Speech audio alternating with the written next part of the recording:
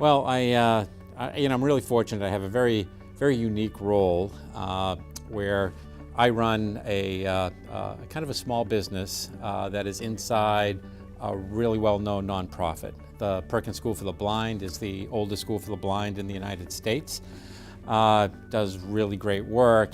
Teaches kids on our campus.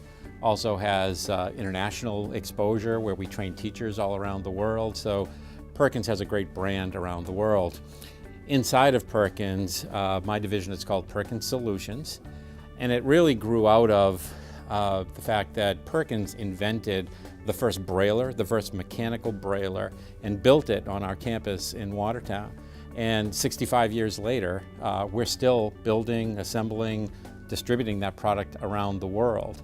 So there was this product company inside of Perkins, and it has grown so that now we have our brailer division. We also sell assistive technologies. We recently have launched a professional services consulting entity that helps folks with accessibility challenges in their companies. We do a lot with higher ed, making sure your websites are accessible, things like that. And then we've also created a new product development group. And the goal there is very similar to what our goals were when we created innovation teams when I was at the city of Boston or at the state of Massachusetts, is we're trying to address the challenges that are faced by people with disabilities, people that are blind. We have deafblind folks in our community and other folks with multiple disabilities. And so what we're really looking for there is what are the challenges these people are facing every day, and how can we leverage new technology, new ideas, new ways to solve problems for them. So that's been really exciting for us. So we're taking all the feedback that we can get from campus, from our students and our teachers and our parents, identifying those challenges and then finding partners and new technologies to really figure out ways to solve those problems. So it's really great to be able to be on this cutting edge of technology for a community that really can use the support and help, because sometimes this aggressive pace of technology can kind of pass them by. So we're focusing on connecting those dots, solving problems, and it's really been a great start. I've been there for just less than a year, but we've already had some really interesting projects get off the ground. I was really lucky. Again, I had a long career in the private sector before I landed in government, and my first role was as the CIO for the city of Boston, and then to go and be the CIO at the Commonwealth of Massachusetts. Really like the City of Boston organization was terrific, as was the Commonwealth. When I look back, on those days in both of those roles, I miss government. I think that in both of the roles that I had the ability to kind of build a team and recruit people into public sector. And I think we did it by making the jobs of technology and government more interesting. We really started thinking about how can we solve the city's challenges in new and different ways. And so instead of kind of the historical view of government technology, which was kind of, servers and data centers, but to really be thinking of the front end of government. How do we engage with customers? How do we improve kind of citizen engagement? I think what happened is we were able to make these jobs much more interesting, much more vital, much more connected to the business of government. And so in Boston and in Massachusetts, we were able to build teams of some really smart, passionate people. And I think that's what I miss. What I miss is that kind of spirit that we were able to pull together, because these jobs, technology jobs in government are challenging, right? The pay is not the same as it is on the outside in the private sector. And sometimes the organizational culture and challenges that you're faced with, can exhaust you.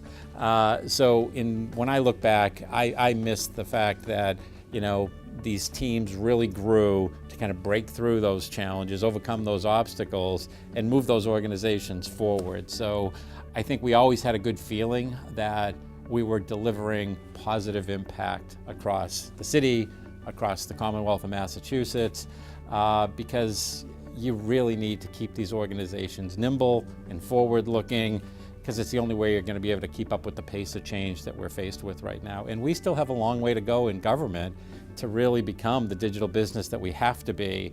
So everybody's got a full plate of activity, but I think I missed some of the chaos and some of the challenges, and it's great to be here at NASCIO because I can connect with some of the folks that I worked with, and I think I miss it a lot, but then they remind me of the things that I don't miss a lot. So, but it was great. I had a great experience in government.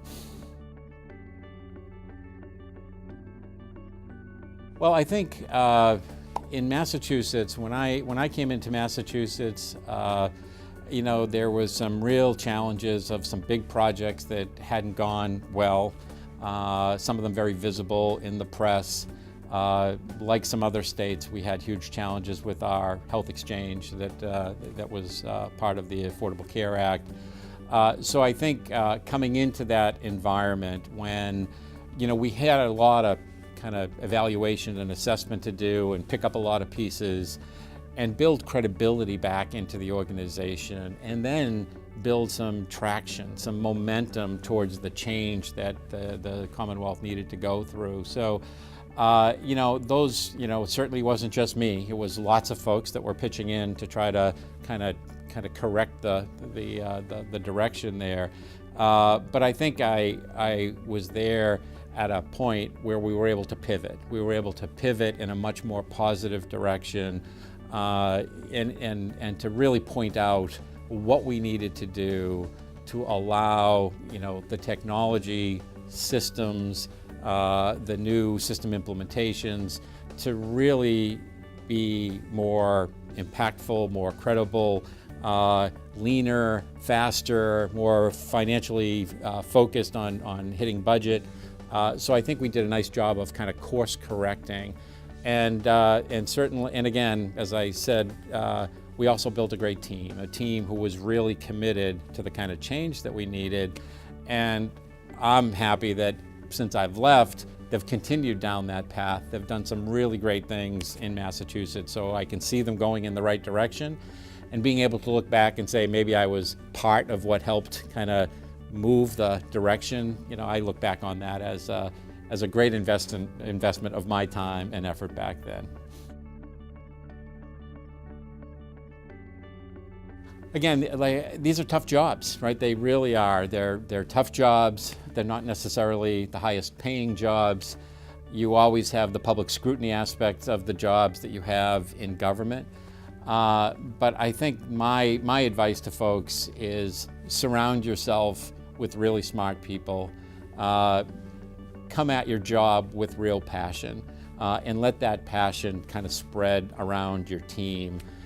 Because I think that if you can get the whole team on board to really understand that this is a great time and a great place to be an IT person in government, leveraging all these great new tools that we have to be able to move our organizations forward. So, you know, stay excited about what you do, and make sure that everybody around you, your own team, your colleagues, your mayor, your governor, whoever else you're working with, you know, it can spread, right? It can catch on, and I think the leader of the IT organization needs to be able to show that they're passionately committed to what they're doing. And though sometimes you can feel like you're running out of gas on that, I think you just got to try to kind of stay focused and just be a great example for everyone else around you as you develop the critical mass that you need to really solve these problems, which are so significant. So I think just build great teams and keep your passion and keep moving forward.